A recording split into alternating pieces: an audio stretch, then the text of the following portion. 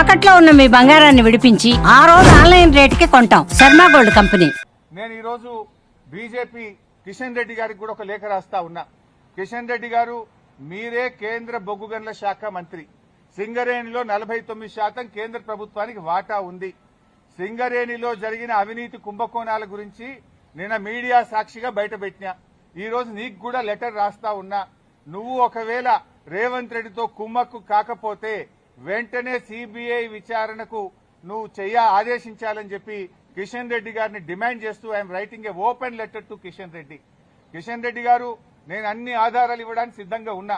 రేవంత్ రెడ్డి బావుమరిదే ఈ యొక్క కుంభకోణాన్ని ఎట్లా నడిపాడు, ఎట్లా ఈ టెండర్లన్నీ రింగు చేశాడు, మరి కోల్ ఇండియాలో గాని అదేవిధంగా వెస్టర్న్ కోల్ ఫీల్డ్స్ లో గాని గతంలో సింగరేణిలో గాని ఎప్పుడైనా -10 నుంచి -20 టెండర్లు పోతుండే. ఈ సైట్ విజిట్ సర్టిఫికేట్ పెట్టిన తర్వాత మరి ఎవరెవరు టెండర్లు వేస్తున్నారో తెలిసి రేవంత్ రెడ్డి బావుమరిది ఆ కాంట్రాక్టర్లను బెదిరించి వాళ్ళు ఏ రకంగా ప్లస్ టెండర్లు ఆయన పొందిండు టెండరు, ఆయన ఎవరనుకుంటే వాళ్ళకి టెండర్ వస్తుంది, ఎవరనుకుంటే వాళ్ళకి సైట్ విజిట్ సర్టిఫికేట్ వస్తుంది. నైనీ బ్లాక్ ఒక్కటే రద్దు చేయడం కాదు, ఈ టెండర్లు రద్దు చేయాలి. దీని మీద సిబిఐ విచారణ జరపాలని నేను నిన్న డిమాండ్ చేసిన. ఇలా వ్రాతపూర్వకంగా కూడా కిషన్ రెడ్డి గారికి I'm writing A open letter. దీని మీద వెంటనే బీజేపీ స్పందించాలని, నిజానిజాలు బయటకు తీయాలని, ఈ దొంగల్ని అరెస్ట్ చేయాలని, ఈ అవినీతి సొమ్మును కక్కించాలని, ఈ రాష్ట్రానికి సింగరేణి కార్మికులకు జరుగుతున్న నష్టాన్ని మరి బయటకు తీయాలని చెప్పి మేము డిమాండ్ చేస్తా ఉన్నాం.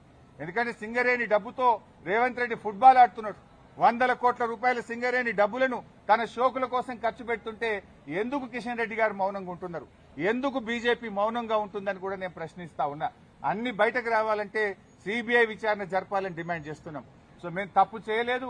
నిన్న రాత్రి నోటీస్ ఇచ్చినా రాత్రే హైదరాబాద్కు వచ్చినాం. ఈ రోజు న్యాయ వ్యవస్థ మీద గౌరవం ఉంది, చట్టాన్ని గౌరవిస్తాం కనుక వారు చెప్పిన సమయం ప్రకారం మేము హాజరవుతున్నాం. సమయం తీసుకునే అవకాశం ఉంది, కానీ మేము తప్పు చేయలేదు, మేము భయపడాల్సిన అవసరం లేదు. ఏ రకంగా కూడా ఈ కేసుతో మాకు సంబంధం లేదు. ఇది ఒక అక్రమ కేసు. కేవలం బురద జల్లాలని, రాజకీయాలను డైవర్ట్ చేయాలని, అటెన్షన్ డైవర్షన్ కోసం రేవంత్ రెడ్డి ఆడుతున్న ఒక సిల్లీ డ్రామా ఇది. రేవంత్ రెడ్డి రాజకీయాల కోసం చేస్తున్నటువంటి ఒక డ్రామా సీరియల్ లాంటిదే తప్ప ఇందులో ఎక్కడ కూడా నిజం లేదు. అందువల్ల మేము ఎక్కడ భయపడం. ఎన్నిసార్లు పిలిచినా వెళ్తాం, ఎక్కడికైనా వెళ్తాం. ఇప్పటికే హైకోర్టు, సుప్రీంకోర్టు ఈ ఫోన్ ట్యాపింగ్ కేసులో రేవంత్ రెడ్డి నన్ను ఇన్వాల్వ్ చేయాలని ఎన్ని ప్రయత్నాలు చేసినా హైకోర్టు కొట్టేసింది, సుప్రీంకోర్టు కొట్టేసింది. మళ్ళీ కొత్త డ్రామా పెట్టిండు. మాకు తెలుసు కేటీఆర్ గారిని ఎట్లా ఇబ్బంది పెట్టిందో మాకు తెలుసు. మా నాయకులందరినీ కూడా ఏ రకంగా ఇబ్బంది పెట్టినారో తెలుసు. నన్ను కూడా దాంట్లో భాగంగానే ఇబ్బంది పెడుతున్నావు. మీరెంత ఇబ్బంది పెట్టినా ఉద్యమించిన వాళ్ళం, తెలంగాణ సాధించిన వాళ్ళం. ఈ తెలంగాణ ప్రజలకు అన్యాయం జరిగితే మేము ఊరుకోము. ఈ తెలంగాణ ప్రజల పక్షాన నిన్ను ప్రశ్నిస్తూనే ఉంటాం. తెలంగాణ ప్రజలకు నువ్వు ఇచ్చిన హామీలు అమలయ్యేదాకా నిన్ను ప్రశ్నిస్తూనే ఉంటాం. మీ అవినీతి కుంభకోణాలు బయట పెడుతూనే ఉంటాం. నిన్ను వదిలిపెట్టే ప్రశ్నే లేదు. మాకు తెలుసు రేవంత్ రెడ్డి 3 రోజుల కిందనే ఈ స్క్రిప్ట్ వేసి పోయిండు.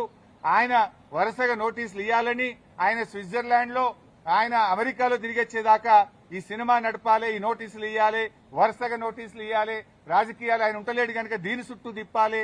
బీఆర్ఎస్ నాయకులందరూ మున్సిపల్ ఎన్నికల మీద దృష్టి పెట్టకుండా అటెన్షన్ డైవర్షన్.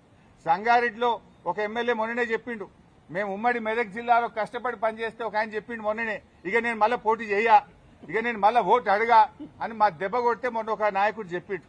రేపు కూడా నువ్వు ఎన్ని డ్రామాలు చేసినా ఖచ్చితంగా మెజారిటీ మున్సిపాలిటీలు గెలుస్తాం, ప్రజలతో ఉంటాం.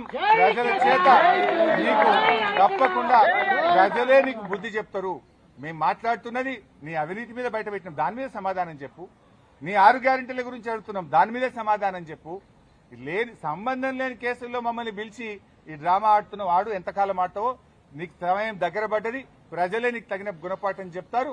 తప్పకుండా మేము న్యాయపరంగా ఎలాంటి అవకాశాలు ఉన్నాయో న్యాయపరంగానే ఈ కేసును మేము ఎదుర్కొంటాం.